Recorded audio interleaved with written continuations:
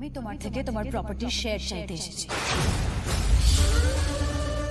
আর সেটা 50-50 নয়, পুরোপুরি 100%। এখন তো তুমি পারুলকে পেয়ে মাতামাতি করতে করতে বোধহয় ভুলেই গেছো যে পারুলের মতো আমিও তোমার মেয়ে, পারুলের মতো আমারও তোমার মেয়ে হিসেবে তোমার প্রপার্টির ওপর সমান অধিকার আছে। সেটাই তোমাকে মনে করিয়ে দিতে এলাম ড্যাড। তুমি আমাকে আমার প্রপার্টি দিয়ে দাও, তারপর তুমি যা খুশি করো। তোমার লজ্জা করে না শিরিন? আমি তো তোমায় যত দেখছি তত অবাক হয়ে যাচ্ছি। তুমি পারুলের সাথে, গায়ত্রীর সাথে যা করেছো, তারপরে ওদের কাছে তোমার ক্ষমা চাওয়া উচিত ছিল, আর তা না করে তুমি আমার কাছে প্রপার্টির ভাগ চাইতে এসছো। কিসের ক্ষমা ড্যাড, কিসের ক্ষমা?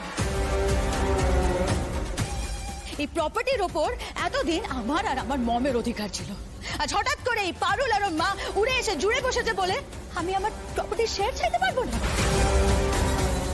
আর মমের সাথে তোমার যা হয়েছে তাতে আমার তো কোনো দোষ ছিল না, তাই তুমি আমাকে তোমার প্রপার্টি থেকে বঞ্চিত করতে পারো না ড্যাড।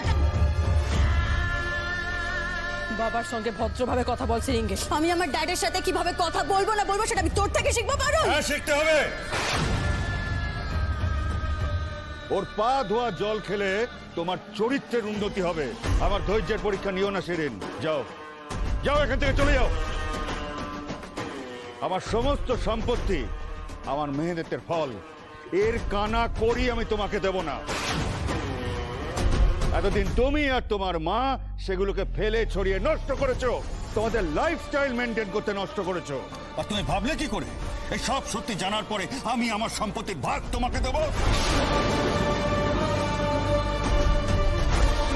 100% শেয়ার তো দূর, একটি পয়সা আমি তোমাকে দেব না।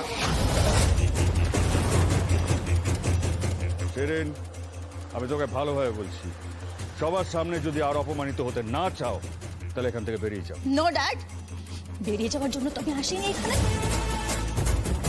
হয় তুমি আমাকে তোমার প্রপার্টি আমার হাতে তুলে দেবে, নয় আমি এখানে দাঁড়িয়ে সিন ক্রিয়েট করবো। শিরিন, আমি তোকে লাস্ট টাইম বলছি। বাবা তুমি শান্ত, শান্ত।